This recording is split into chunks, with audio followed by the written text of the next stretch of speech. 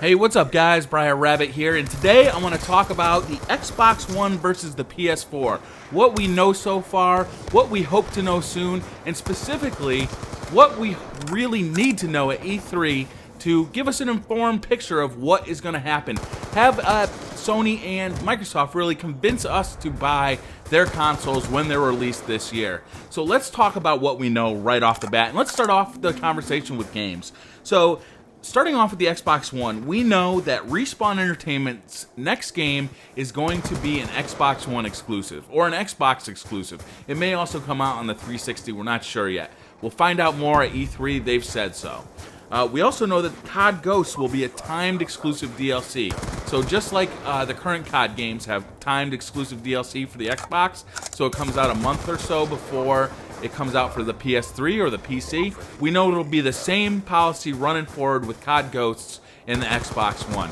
Now, I'll tell you right off the bat that these two things make the Xbox One a must-buy. I love playing COD. Obviously, I run a channel pretty much devoted to it, so you know that I'll be buying the Xbox One because I want that DLC first, and I'm really looking forward to Respawn Entertainment's next game. We also saw that Forza 5 is coming out. There's a lot of Forza fans out there. I think it's really surpassed Gran Turismo as the premier driving simulator right now, and that was pretty exciting to see. But we do also know that there's something up with used games. It's hard to tell exactly what their policy is. They've been very unclear, and I think they're garnering a lot of, I don't want to say hatred, but a lot of ill will in the gaming community by not just getting out there and being honest. What is this policy going to be? Tell us. We need to know. This is important. You got to be honest about it. Stop being cagey. It's ridiculous. So let's talk about the PS4. PS4 showed us Killzone Shadowfall. That looked pretty good. I'm not a huge Killzone fan, right? I've played a couple of them. I'm not the biggest fan, but this game, it looked really good, so I'm really looking forward to it. We do know that Destiny will have exclusive content, and for me, this makes the PS4 a buy. You know, that's just me though. I love the old Bungie Halo games, and I'm really looking forward to Destiny. Having exclusive content on the PS4 is pretty much going to make this a mandatory buy for me. We saw Infamous Second Son. That looked really good.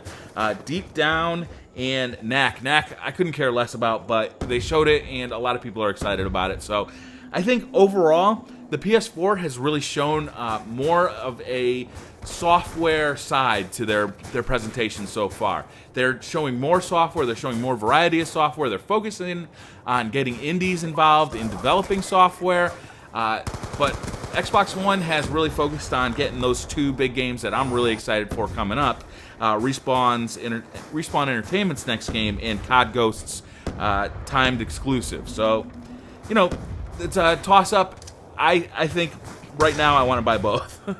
So let's talk about the hardware. What we know about the Xbox One hardware is they actually showed us the console, which is you know, that's cool. I think showing the console has put a mental image of this thing in gamers' minds. So we have something to picture about. We have something to get excited about, and I think that was a wise move. We know that there's going to be RAM on the CPU die, which may help with the loading of information to the CPU. We'll have to see. As far as the PS4 goes, we know it's got faster processor, it's got faster RAM. It looks like it's going to be the faster machine overall, but we don't know what's going to be the lead platform. If the PS4 is the lead platform, then the Xbox is going to see short shrift with a lot of games because it's going to be the slower platform, and it's going to have to be toned down graphic-wise to keep up or to run the same game as the PS4. If the Xbox One is the lead platform, then the PS4 is going to get short shrift because even though it's got better hardware, all the games are going to be developed for the Xbox One's hardware, so they're not going to look any different on the PS4. So that's probably, frankly, what's going to happen. We haven't seen the console yet. We haven't seen the PS4 yet. And frankly, to me, I'm not so sure if that was a good idea or not. It does lead up to a lot of anticipation for E3 because we want to see what this thing's going to look like. I hope it's different than the Xbox One. I like the way the new Xbox One is going to look. It looks like a high-end piece of home entertainment gear, and that to me is what I'm looking for. You know, I don't need something that looks like a toy, like a GameCube or a Wii sitting underneath my TV in my living room. I'd like something that, you know, it's it's discreet and it looks good. It looks like it belongs in an entertainment center. So I don't know what the PS4 is going to look like. It may be off the wall, really cool looking. It may be like the Xbox One where it just looks like a home entertainment gear.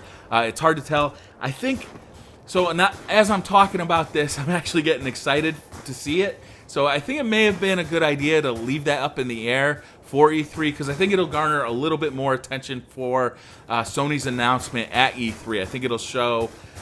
it'll get people like really excited to see what this thing looks like, but it does put some pressure on them. It's got to look cool. So next I want to talk about the extra features. Microsoft with the Xbox One really focused on that TV integration, and to me that's a little worrisome. You know, that's not gaming. That's not why I'm buying this thing. I have an Apple TV. I have a Roku 3. TV integration is not a big deal to me. I don't even have a cable box in the house. We don't subscribe to cable television. So it's not really a big deal to me. Also, they've shown that it's going to be using IR blasters. IR blasters suck. I mean, they're terrible. I've used them before with the Slingbox. I've used them before with Google TV, and they're just not a good way to control a cable box. They're not a good way to do anything.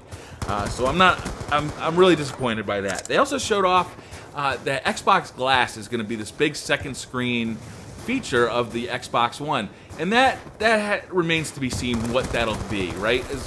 Most of the time when I'm watching a movie at home, I have my iPad out or I have my iPhone out, and I'm browsing something else totally unrelated to the content. So we'll have to see what that is. It could be cool though. The PS4 side, they're really focused on sharing, allowing other users to connect to your game, even play your game for you while you watch. Sharing to, I can't remember the service they called. It's not Twitch, but it's another similar service. I think it was Ustream. That's pretty cool stuff, but for me, I'm already sharing my gameplays on YouTube, and I can put a voiceover over them, so it's not that big a deal to me. Vita Remote Play, we had that in PS3. It didn't really amount to much, so they're going to have to show me something really cool in the PS4 to make that functionality something I want to see. So let's talk about what we really want to see at E3, because these two companies have to convince us to buy these consoles. So, like I said before, Microsoft has to come clean with this used games policy. This is, I think, their #1 priority at this point because they're garnering so much ill will in the gaming community right now. They have to come clean with this. If they're going to do it, they have to start talking about it now. They have to say what it is and start talking about it legit right now. They have to show games. Come on, man. Come on, Microsoft. Let's see some games. I also want to see a price. I want to know how much this thing's going to cost me. If it's going to cost me $700 like a PS3 did back in the day, man, you're going to have a tough time selling these things. I also want to know a release date. It's time to start getting the pre-orders going. I want to get over to GameStop. I want to give them my $50 and get going. As far as PS4, I'm really looking forward to seeing that hardware. They're going to show it at E3 definitely, so let's see it. Games, again, I want to see the games for this thing. I'm really excited to see some games. Is it going to have the TV integration similar to the Xbox? We'll have to see. Price, again, I want to know what the price is on this thing. How much is it going to cost me? Is it going to be $300, $400, $500? The PS3, I think Sony probably learned their lesson with the PS3, pricing it so high, but only time will tell. And a release date. Let's get those pre-orders going. Let's find out what that release date is. Thank you guys for watching. I really appreciate it. If you hit that like button, it really helps me out. And I'll see you guys in the next one. Hit subscribe if you want to see more. Bye.